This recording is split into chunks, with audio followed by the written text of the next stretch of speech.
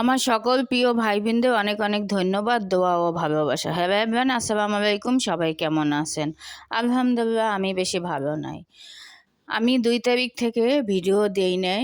আমার বাবা মারা গেছে। আমার প্রিয় ভাই বোন, বাবা হারানোর শোক যার বাবা হারাইছে সেই বুঝবে। মেয়েরা সব সময় বাবাকে অনেক ভালোবাসে। আমার বাবাকে আমরা অনেক ভালোবাসি।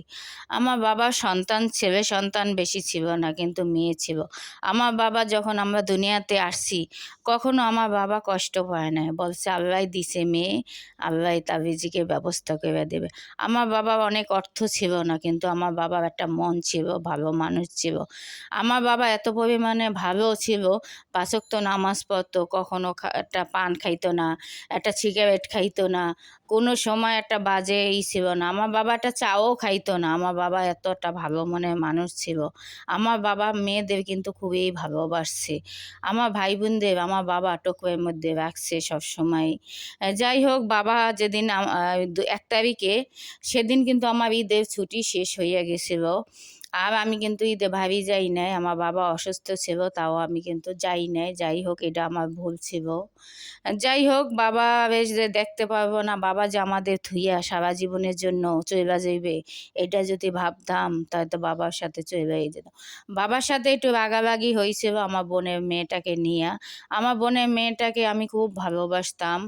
যাই হোক, একটা ভুল বোঝাবুঝি হয়েছে, মেয়েটা আমার কাছে আসতো না।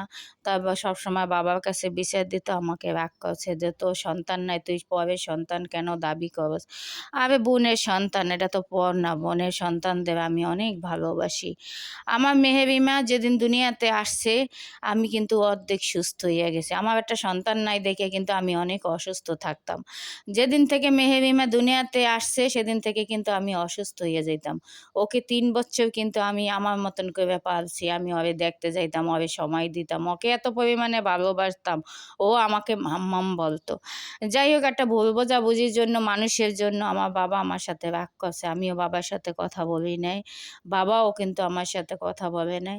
তাই সারা জীবনের জন্য এই বাবা চইলা গেল আমার সাথে কথা না বইরা। 1 তারিখে আমার হাত থেকে সব কিছু পইরা যাইতে আছে। আমি কিন্তু সবাইকে বলছি, জানি কোন বিপদ আসে। আমি যদি জানতাম যে আমার বাবা আমার ছাইরা যাইবে গা, আমাদের সবাইকে এতিম কইরা, তাহলে কিন্তু আমি 1 তারিখে আমার বাবাকে আমি দেখতে যাইতে পারি। যাই হোক, রাত আমি ভিডিও অনেকগুলান ছিল, ভয়েস দিছি, ভিডিওগুলান করছি। আমি 2 তারিখে অফিসে আসব। আমার ফোনটা সবসময় সাইলেন্ট করা থাকে। যাই হোক, 2 তারিখে আমার হাত থেকে সব কিছু পইরা যাইতেছিল। আমি জানি যে আমার একটা বিপদ আসবে। আমার 5 কেজি তেলের বোতল পইরা, তেল সব পইরা যাইতো, যেটাই ধরতাম ওইটাই হাত থেকে পড়তো, আমি বুঝতাম। কিন্তু আমি জানতাম না যে আমার বাবাই আমার দুনিয়া থেকে আমাদের এতিম করে থুইয়া যাইবে। আমি যদি সেইটা জানতাম, তাহলে তো আমি বাবার সাথে কথা বলতাম, যাইতাম, বাবার জন্য করতাম। যাই হোক, এই কষ্টটা সারা জীবন আমার কলজার মধ্যে থাকবে যে বাবার সাথে কথা বললাম না, বাবা চলে গেল সারা জীবনের জন্য অভিমান কইরা।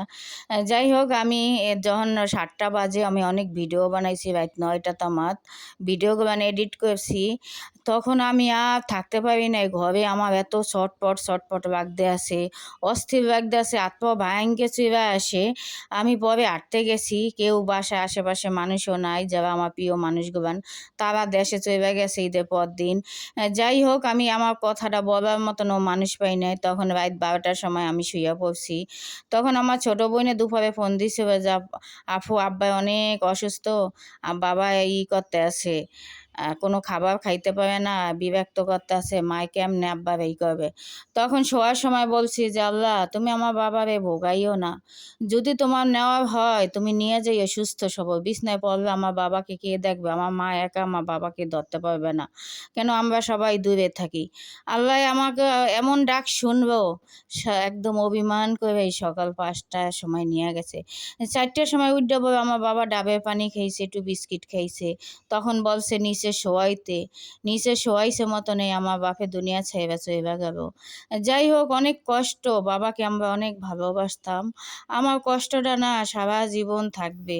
এক হয়েছে আমার জীবনে কিছুই নাই, তারপর হয়েছে বাবার কষ্টটা, এটা বাবাকে তো সব মেয়েরা অনেক ভালোবাসে। আমার বাবার জন্য আল্লাহ জানি তাকে জান্নাতবাসী করে, তার কবর আযাব মাফ করে দেয়। আমাদের কোনো বাবার প্রতি অভিযোগ নাই, কোনো মান নাই। আমার বাবা এমন একটা ভালো মানুষ ছিল, যারা সুদ খাইতো তাদের বাড়িতেও এক গ্লাস পানি খাইতো না। আমার বাবা আদর্শ মতন রয়েছে।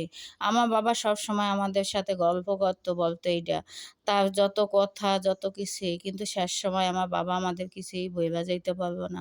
বাবা তুমি যেখানেই থাকো ভালো থাকো, আল্লাহ তোমাকে জান্নাতবাসী করুক।